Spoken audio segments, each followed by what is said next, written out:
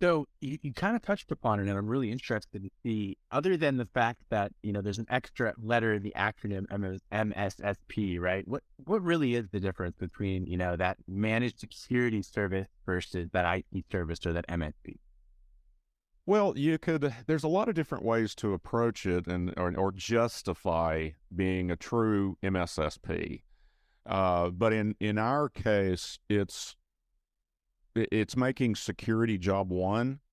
We not only do we stay up to date on what best practices are for the cybersecurity world, but we also stay up to date with what is best in class defensive controls, administrative controls, technical controls. Every time there's a research study from an independent third party like Gartner or Attack MITRE, we're in it. Okay, is there a better EDR out there, right?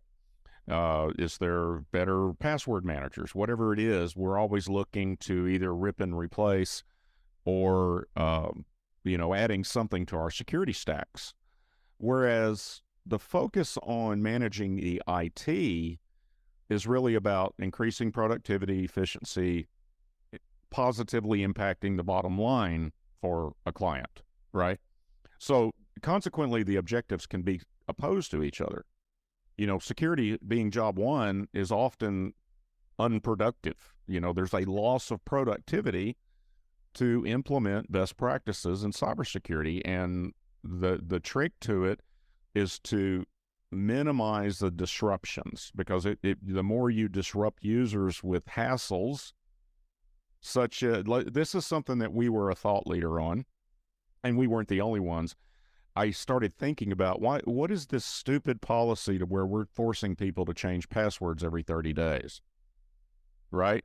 I said, 30 years ago, that might be fine, but, it still has a 30-day lifespan. There's got to be a better, more secure way that's not a hassle. So I started thinking about, well, let's increase the complexity or use phrases. What does that look like statistically? What does the research indicate?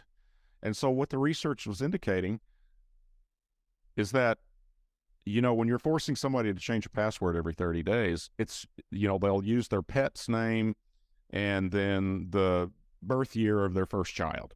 And then when that 30 days is up, they'll use their other pet's name and the birthday. It was a formula which weakened the security overall. And so I started researching it, and I found there were other people questioning it as well. So we changed that administrative control and that practice to actually make it less of a hassle. And that's one of the things that we do. So but once again, it's making security job one. So like, we will not take a managed IT client on if they don't do certain security things, period. It's not negotiable. It's you're buying this or you need to go somewhere else, because it's still job one. So we've got, managed IT services anymore with all the great tools and everything there are out there. It's become somewhat of a commodity. It's a lot easier now to be an MSP than it was when we first started doing it. The tools were immature and quirky, and now we're in these late generations web-based tools that just work really, really well and smooth and easy to use. But besides the fact that the tools themselves are getting to that point now, there's such a human component to it, and in fact, frequently I bring a business coach on my webinars, my educational, like the law industry, continuing learning education, the CLE credits they have. It is such an important part of your overall security strategy. I bring a business coach on that talks about why leadership and management is important when it comes to cybersecurity. And so I think in my mind, the psychological component of not treating cybersecurity as a bolt-on to IT, but to reverse that and make cybersecurity most important, and then make an IT a bolt-on to that. And what we're seeing now in the large enterprise clients, the Fortune 500, they are adopting that practice as well. You're probably familiar with Booz Allen, the big consulting firm. They restructured their C-suite, and now I don't know what their exact titles are, except Chief Information Security Officer. The entire IT department reports to him or her, and that's it.